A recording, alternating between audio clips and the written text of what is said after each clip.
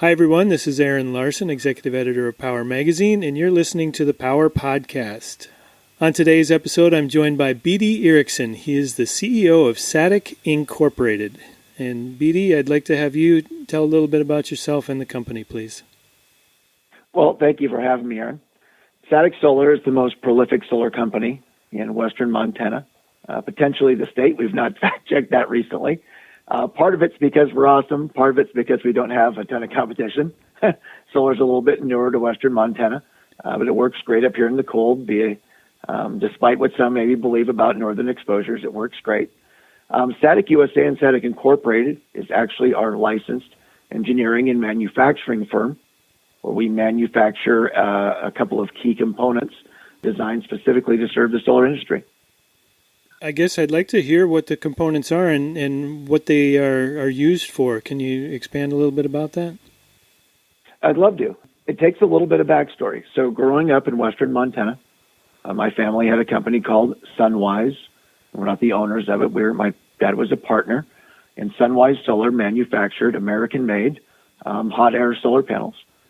So growing up, not only did the homes I lived in as a kid have solar on them, they had solar panels made from my father's factory. And we had dealers all over the western United States, mostly the Pacific Northwest from Seattle to Nebraska. So the solar business has been something that's been on my mind, in my heart, truly for a lifetime. I lived in Hawaii for a few years when my wife was in grad school, and she was killed in an auto accident. We moved to Missoula, Montana, and my son and I, unawares, bought a house under some really big power lines. And his attitude and health went from exemplary, perfect A's in school and perfect attendance, after about a year to lagging, being sickly, and being a little blue and melancholy, which was not his sort. So that took me down a personal road of investigation about high-tension power lines, about electricity in general, and specifically dirty electricity. And so, Aaron, Satic USA is 13 years old now, and the components that we make are truly the result of a single dad's relentless pursuit to find what was ailing his son. And what we've discovered is that dirty electricity, it's real, it's measurable, and has now been proven beyond any reasonable contestation to be harmful to the biological. So there are things in our lives that create more dirty electricity. And if that's something that a person is concerned with, it's certainly easy to filter it. And one of the conversations we have a lot, specifically about solar, is it's green, is it clean? And a lot of times there's a disconnect there between what clean electricity really is. So for a lot of people's minds, it's clean in that it's not some old, coal-fired plant that's mining all of this material out of the earth and then burning it in smoky stacks. Right, renewable energy is clean that way. But the current itself, electrical current, has some attributes that would describe it or define it as dirty or clean. And the reality is that most of us have experienced dirty electricity in our lives. We simply didn't know at the time what we were experiencing. For example, I grew up in the 80s, and I would come home from school and watch the Carol Burnett show, and Gilligan's Island. When my mom would vacuum, Aaron, it would put lines maybe in the TV. And so I would race up and touch the rabbit ears because in my brain, at 11 or 12, that's how I got a clear signal. I know now as an adult that my mom's vacuum was actually distorting the electricity, and that was causing the TV to have that distortion or interference. We don't see that today because electricity is so dirty in the modern world that TVs actually have filters in them. I think most of us at some point have heard maybe our sister's blow dryer on our radio. How? Many times you charge your phone, and this time specifically, it gets really hot. And you don't know why, because it didn't get hot the last 20 times it charged, but it is now. Your DVR is very warm almost all the time. And I assure you, the back of your fridge or the back of your freezer is warmer than it really needs to be. These are all signs of the appearance and reality of dirty electricity. So the question there becomes, hey, if I clean that electricity, what would I get? Well, the result is very clear. A cool DVR, clear audio visual, a cool fast charging phone, and heat's not free. When you're not converting those precious watts into heat, your bill goes down, your stuff lasts longer, and that potential question there, if it's bad for my equipment, is it bad for me or my family, the biological? When you remove it for one, you remove it for the other. And so we've spent a decade. I'm an excellent team builder. I believe that to be true. I've got some of the very best engineers in the area, and we've worked relentlessly to make, basically, if you will, kind of a Brita filter. You know, when we were kids, the best drink of water in the whole summer was a cool drink of water out of the hose. Well, as an adult, we don't drink out of the hose. In fact, we all drink bottled or filtered water. It's just part of our popular culture. Mm-hmm. So one way to get there is filtering it. So this product, if you will, is kind of like a water filter. It wires or plugs in, usually wires at your breaker panel, and then acts like a filter.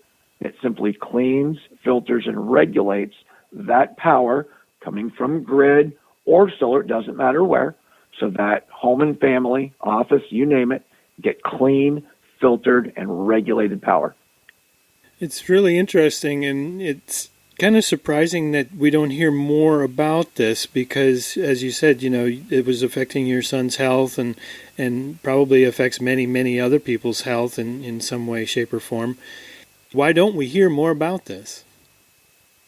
That's a great question, and I'll tell you the truth. I was quite skeptical. I'm not a person that can feel it. I'm not a person that's sickly. I often joke that I could eat a half-eaten corn dog that I found in the garbage can at the fair and feel good and not get sick. So as a person that doesn't feel it, I'm kind of embarrassed to say I kind of poo-pooed it. And then I began to just, do my own research, and not a really deep dive in the beginning, just a very cursory overview. And there's so much written on it, why it's not more in the mainstream. I've got some theories on that, but I'll start with this. Everybody knows what the grass looks like under the power lines. Well, our property, on the back of our property, has some of the biggest power lines in definitely all of Missoula, Montana, where we live, and we've never had to mow under them. The grass is totally dead right directly under them, and then yellow, and then green in our yard. So the grass under power lines isn't bushy-er, right? It's usually bushy less, which hints at something, right? Dairy cows. Dairy is a billion, maybe $1 trillion industry with not only milk, but ice cream and butter and cream cheese and sour cream and all of it. Well, it's well documented by Marigold and Dairygold, the big guys at the top, all the way to the Amish in Montana, where we do solar for a lot of them. They've taught me so much. The quality, the production, volume of the milk is absolutely, unequivocally affected by the result of dirty electricity. Dairy cows won't even step in a puddle if there's stray voltage. And then finally, I've read a lot of papers from greenhouses, indoor grows, about the quality of a strawberry or the size or succulence of produce when affected by dirty electricity. So those in the know, they certainly know. Why has it not come to greater attention to us as consumers and individuals? I'm not exactly sure, Aaron. Is it suppressed or just overlooked? Your guess.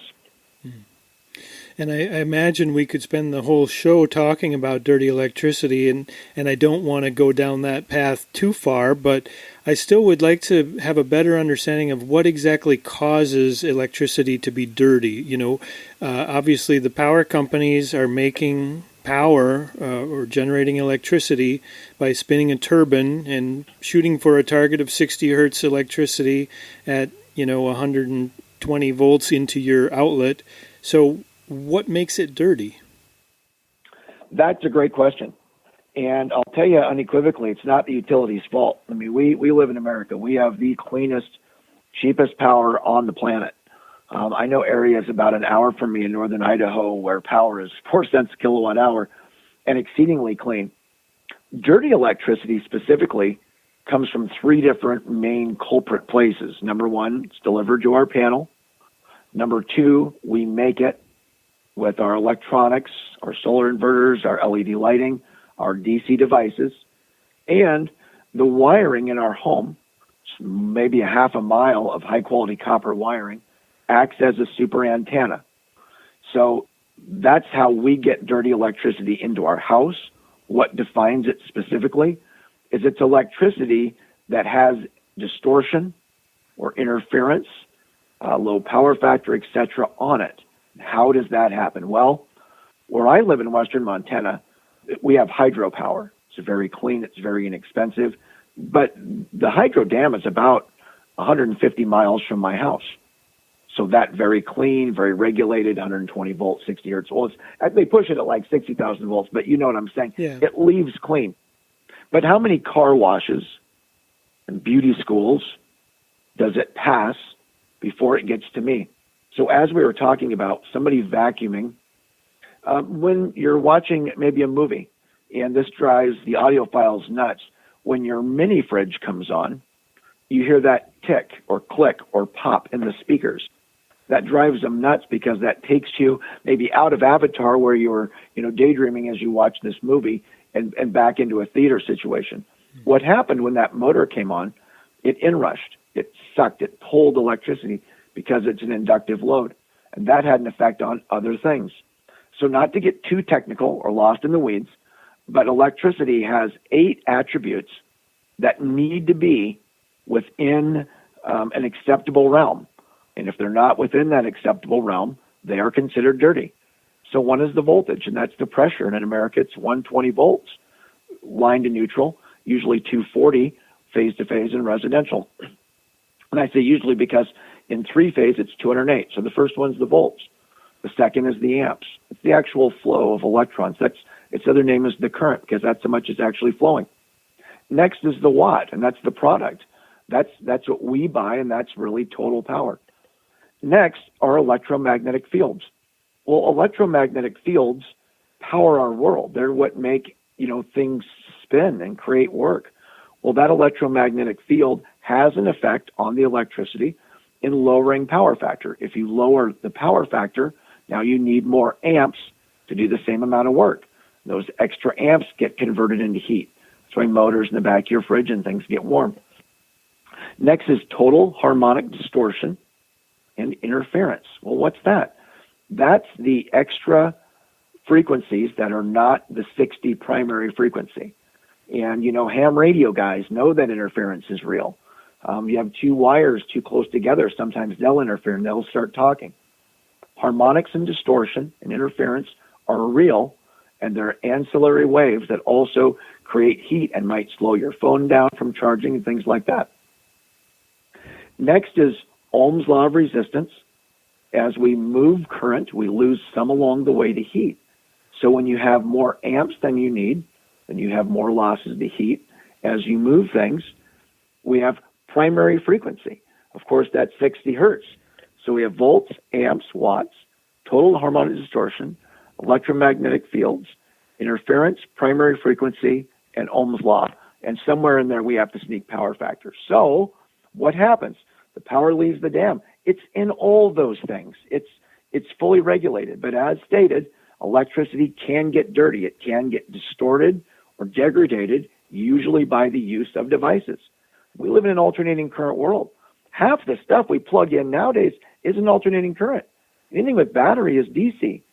So your phone, well, it's not like a family has one phone like we used to. When I was a kid, there was one phone. It's a family phone. Now families have 5 phones, right? One for each member. But we all have a tablet or 2. We have a device. We have computers. We have switch mode power supplies. And we have lighting.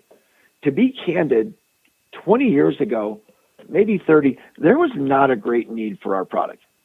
Our product is one of those things that really came onto the scene and can add value because of change in technology. And things like that happen. It's like 20 years ago, there was a Blockbuster video on every corner. And now Blockbuster doesn't exist because we get digital delivery. Mm-hmm. We just do something different. So we used to use Edison's light bulb. For 130 years, we used an incandescent light bulb, which is simply a resistor, and it cleans electricity. So according to the Department of Energy, we all have about 30 light bulbs in our life. Is that true? I don't know. That's probably pretty close. And so we all had 20 or 30 energy cleaners.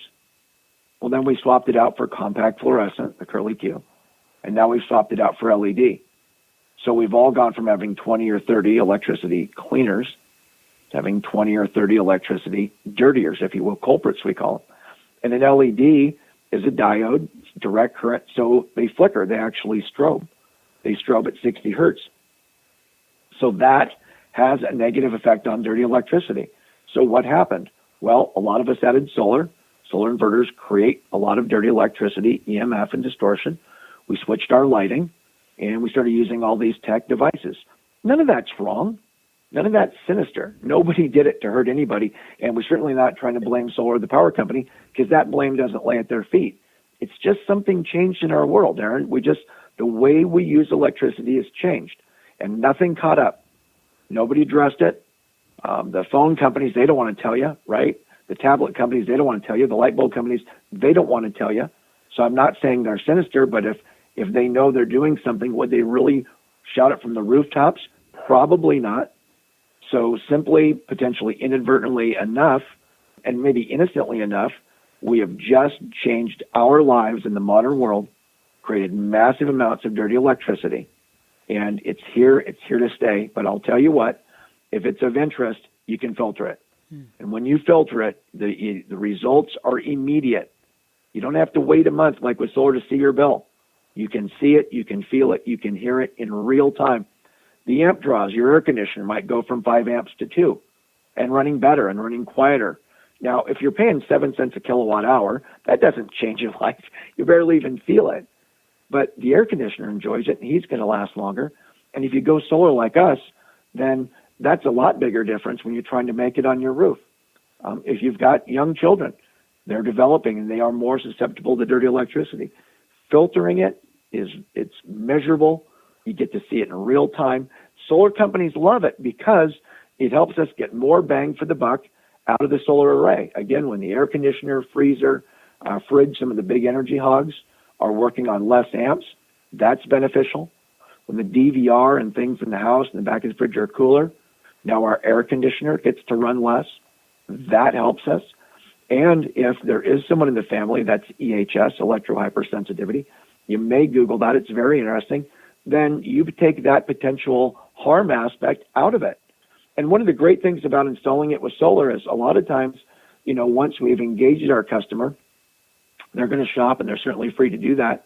Or when another company sees that maybe they pulled the permit, it's a mad dash to get to your customer when you've spent the time nurturing them. You've spent the time with lead generation to get them, and now someone comes to undercut it. That's really disheartening in our business.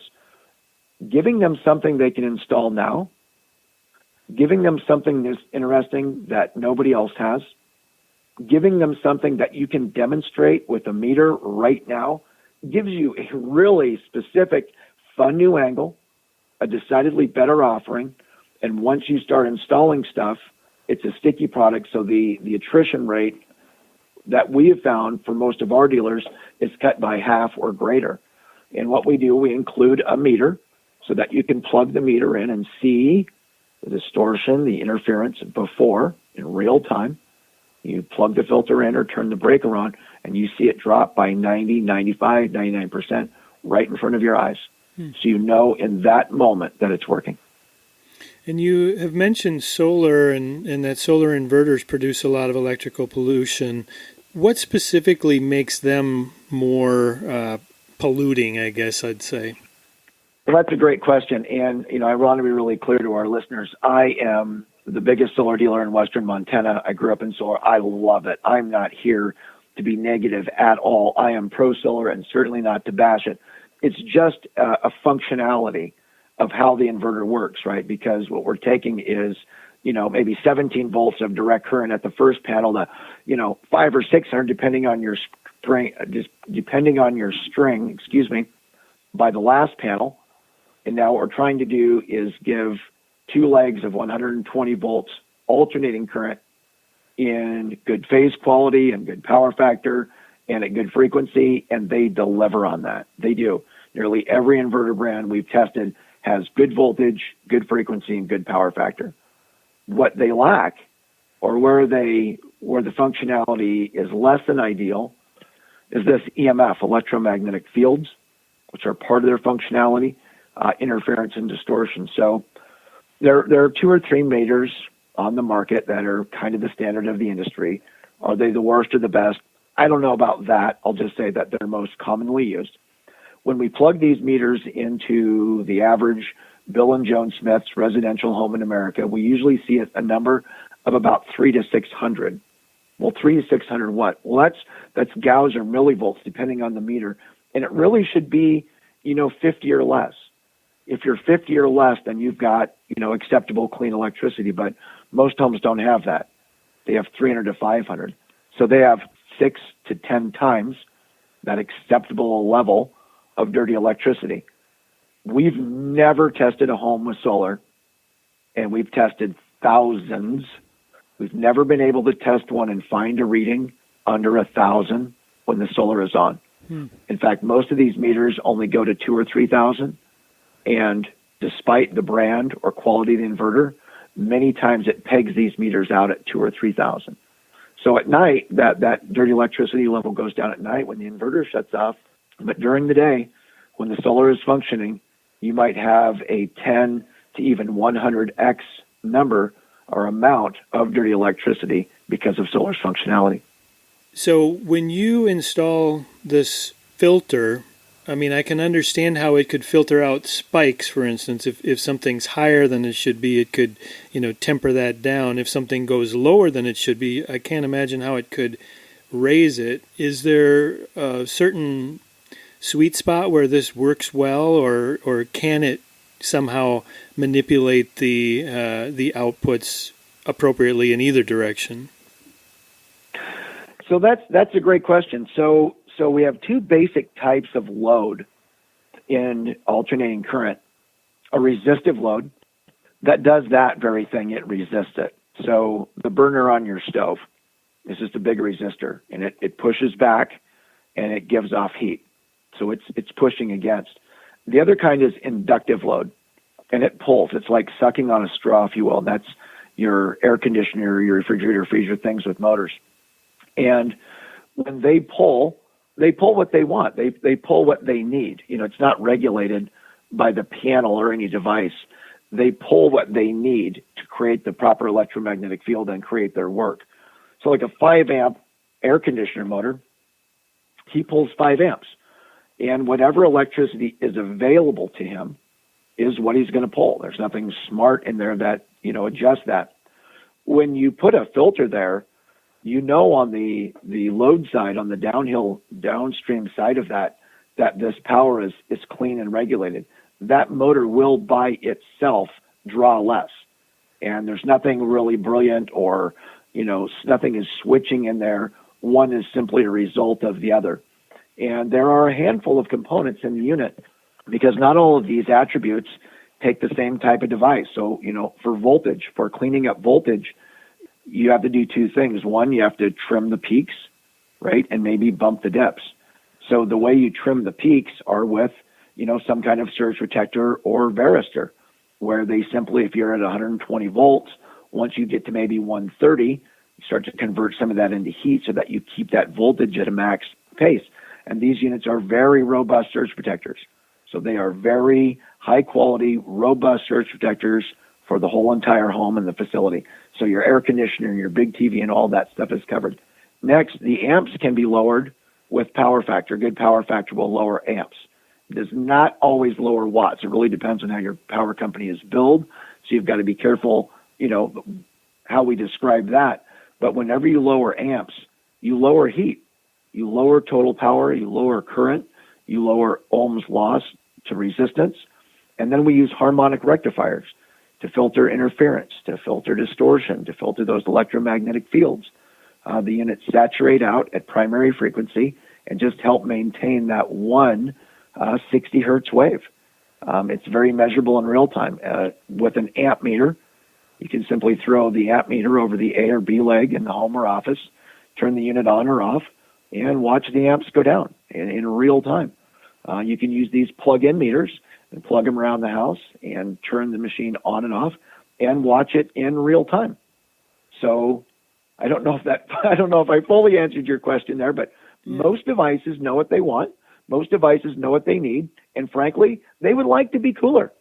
Now, I'll just give you an example. I'm in Florida, and our power company, Florida Power and Light, offers this surge protector that goes on our meter, and then they warranty all of our appliances from lightning strikes. And because in Florida, I don't know if you've ever been here or if other listeners have been here, but we get very serious lightning storms, and so there's always the potential that your line is going to get struck and you're going to have a surge. And so they put these surge protectors on, warranty your appliances.